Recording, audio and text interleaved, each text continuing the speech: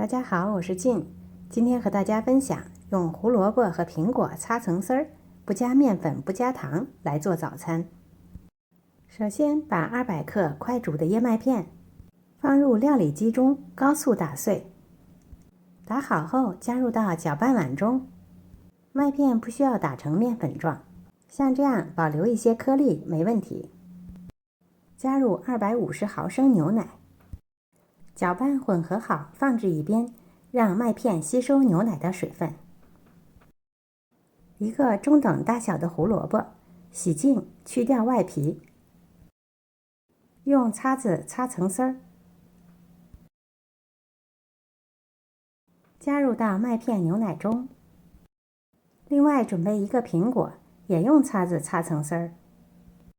苹果的品种选用比较脆的，比较容易擦层丝儿。觉得不方便也可以用手切。擦好后一并加入到大碗中，然后加入30克无糖的椰蓉，30克蔓越莓干，40克葡萄干。这些材料如果太干，可以提前用水泡软一些。然后加入2大勺30毫升植物油，植物油要用无味的。最后加入一点点盐，把所有这些材料混合均匀。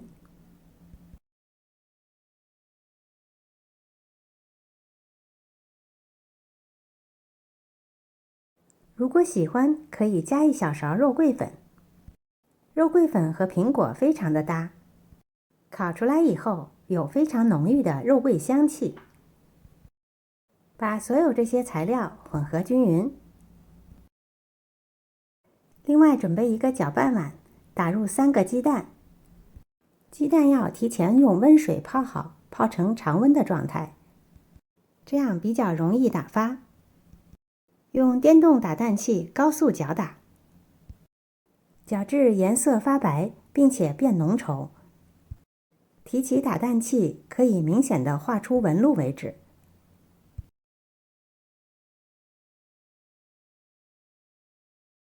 打好后直接倒入到燕麦混合材料中，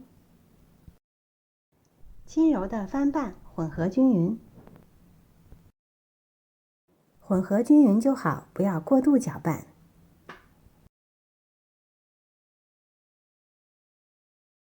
准备好12连的烤盘，放上妈粉杯。如果没有，也可以在烤盘里直接刷油防粘。硅胶材质的比较容易脱模。然后把面糊均匀地分在12个杯子中。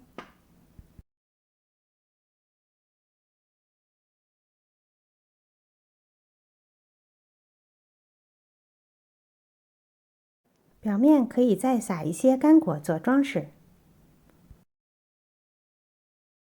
然后就可以烤了。烤箱要提前预热好，180度烤25分钟。具体的时间可根据你的烤箱做适当的调整。烤至表面金黄就可以出炉了。出炉后马上移出烤盘，脱模后放在架子上自然降温。